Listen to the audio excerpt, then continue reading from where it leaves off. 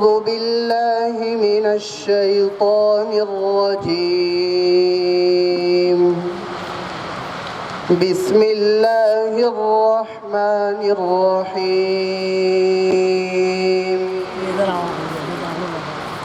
يا أيها الذين آمنوا لا يسخر قوم من قوم عسى أن يكونوا خيرا منهم ولا نساء من نساء عسى أن يكن خيرا منهن ولا تلمزوا أنفسكم ولا تنابزوا بالألقاب بئس الاسم الفسوق بعد الإيمان ومن لم يتب فأولئك هم الظالمون.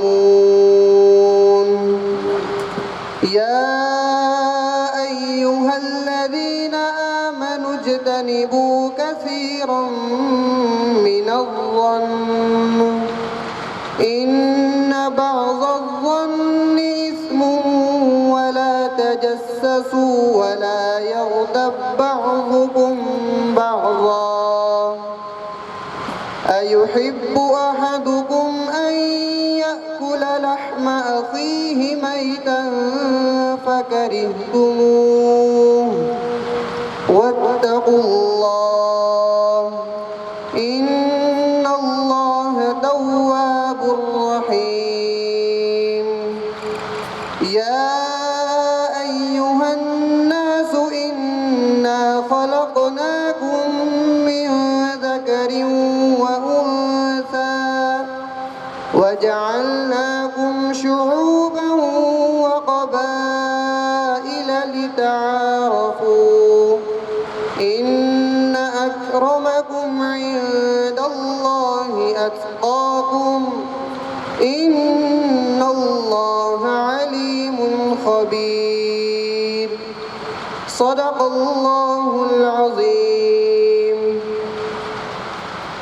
حضرة رئيس الحفلة، أساتذتي الأجلاء والإخوة البررة، إني تلوت أمامكم آيات من سورة الحجرات.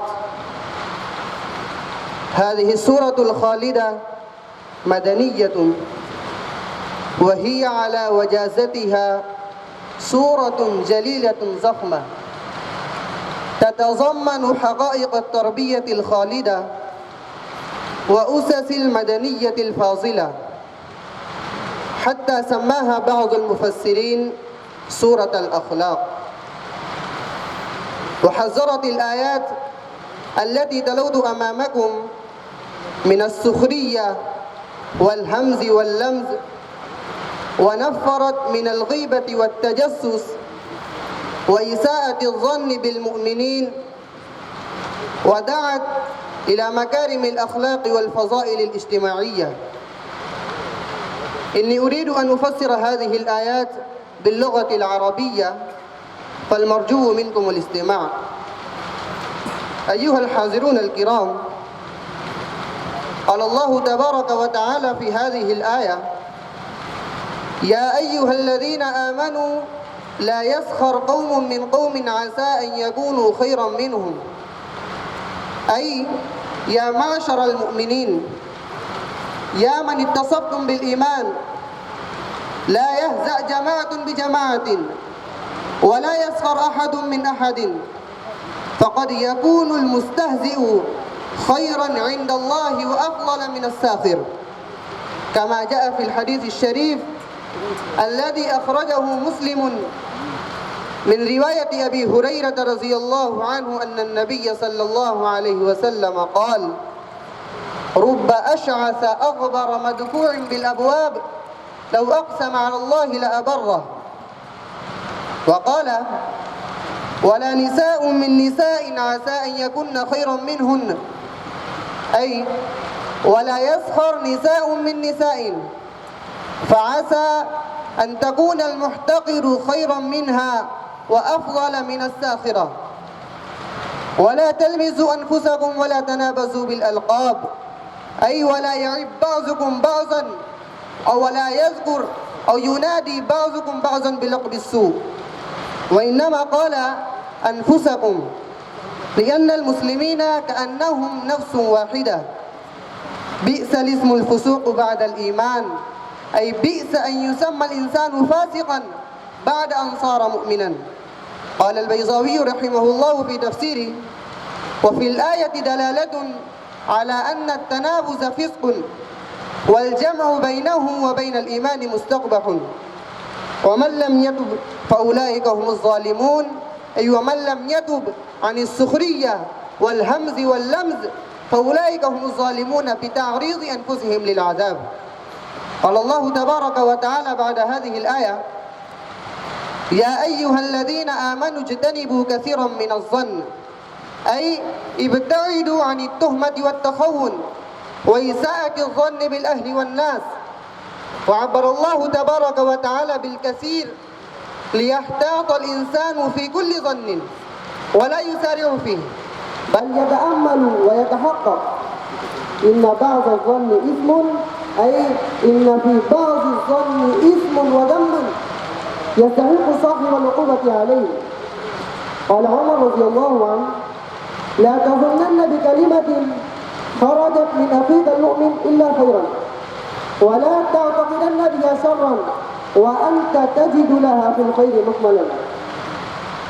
ولا تجسسوا، أي ولا تبحثوا عن عورات المسلمين ولا تتبعوا معايبهم، ولا يغتب بعضكم بعضا، أي ولا يذكر بعضكم بعضا بلقب السوء في غيبته بما يكره.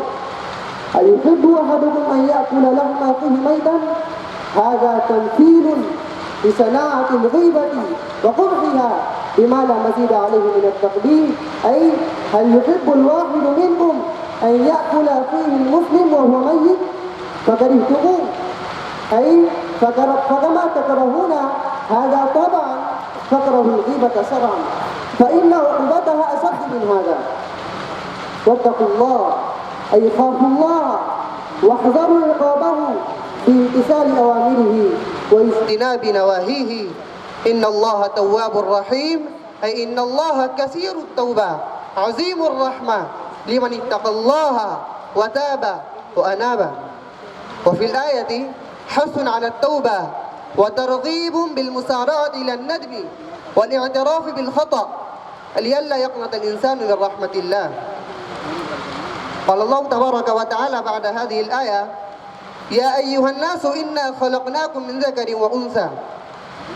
الخطاب لجميع البشر، أي نحن بقدرتنا خلقناكم من أصل واحد وأوجدناكم من أب وأم، فلا تفاخروا بالآباء والأجداد ولا اعتداد بالحسب والنسب، كلكم من آدم وآدم من تراب، وجعلناكم شعوبا وقبائل لتعارفوا، أي وجعلناكم شعوبا شتى وقبائل متعددة ليحصل بينكم التعارف والتآلف لا التناحر والتخالف.